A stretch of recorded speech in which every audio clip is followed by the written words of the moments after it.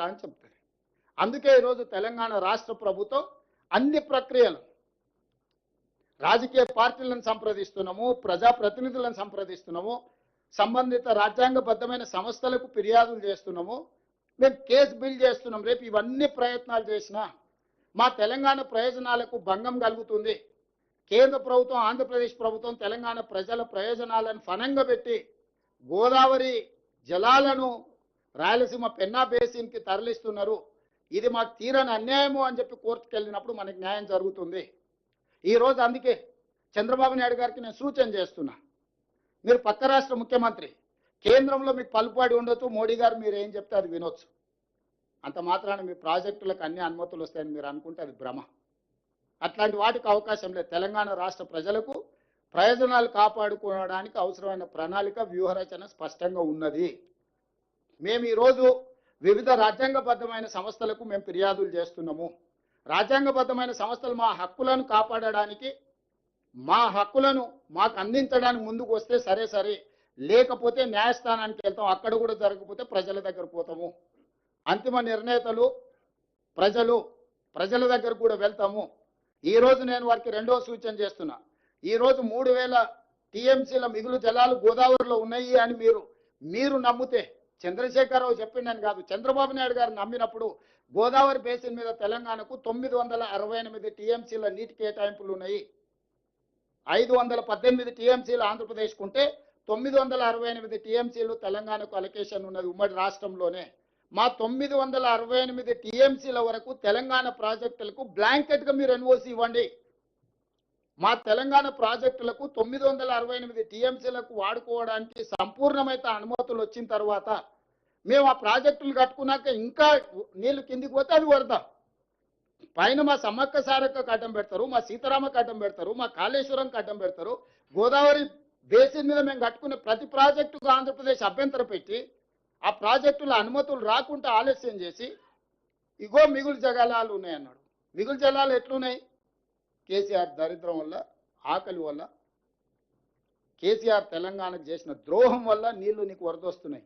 ఏందయా ద్రోహం? మేడిగడ్డ కూలిపోయింది, సుందీలు అక్కడికి రాలే. ఇక అన్నారం గురించి నేను చెప్పాల్సిన పని లేదు.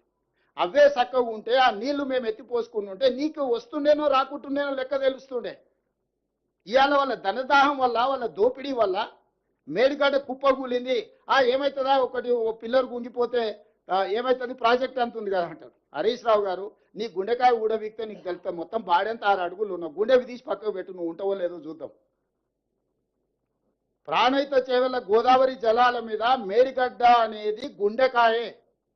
ఆ గుండెనే లేకున్న తర్వాత మిగతా బాడీ ఉందని చెప్పుకోవడానికి తప్ప సున్నా కూడా ప్రయోజనం లేదు. ఇవాళ అన్నిటికంటే కింది నుంచి లిఫ్ట్ చేయాల్సింది, అక్కడి నుంచి మేడిగడ్డ నుంచి నీళ్ళు ఎత్తి అన్నారంలో పోయాలి, అన్నారంలో పోసిన నీళ్లు సుందిళ్లలో పోయాలి, సుందిళ్లలో పోసిన నీళ్లు మిడిమానేరు, అక్కడి నుంచి శ్రీపాద ఎల్లంపల్లి, అక్కడి నుంచి ఎస్ఆర్ఎస్పి, అక్కడి నుంచి మిగతా ప్రాంతాలకు నీటిని తరలించాలి. అసలు కానీ పిసలు అయిపోయింది అని అంటే, అసలు పిసలుగా అంటారు ఉర్దూలో.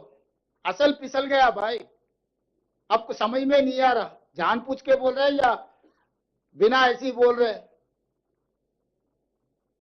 ఇట్లా మొత్తం ప్రాజెక్టుని కుప్పగూల్చి మీ ధనదాహానికి బలైపోయిన మేడిగడ్డ, అన్నారం, సుందీల పోవడం వల్ల ఈ రోజు కిందికి వరద జలాలు పోతున్నాయి. 10 సంవత్సరాలు మీరు గోదావరి బేసిన్ మీద ప్రాజెక్టులు కట్టకపోవడం వల్ల ఈరోజు చంద్రబాబు నాయుడు గారు తరలించకపోతా అని ధైర్యంగా చెప్పగలుగుతున్నాడు.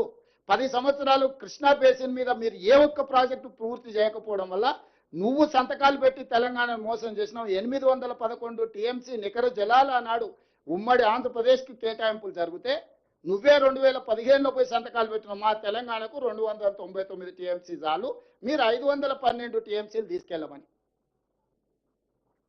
అదే అనుకుందాం, ఆ 299 టీఎంసీలు అన్న 10 సంవత్సరాలు ఎప్పుడైనా వాడినవా? మొన్న మొదటిసారి మేము వచ్చినాక 286 టీఎంసీలు వాడినవా?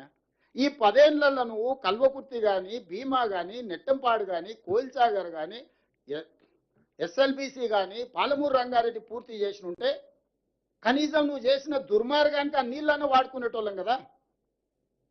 ఈరోజు ప్రతి సంవత్సరం 700 పైన టీఎంసీలు ఆంధ్రప్రదేశ్ తరలించకపోతుందని అంటే 10 సంవత్సరాలు చంద్రశేఖరరావు గారు, హరీష్ గారు తెలంగాణకు చేసిన ద్రోహం దక్షిణ తెలంగాణని ఎడారిగా మార్చి మీరు ఈరోజు నీళ్లు వినియోగించుకోకుండా ప్రాజెక్టులు పూర్తి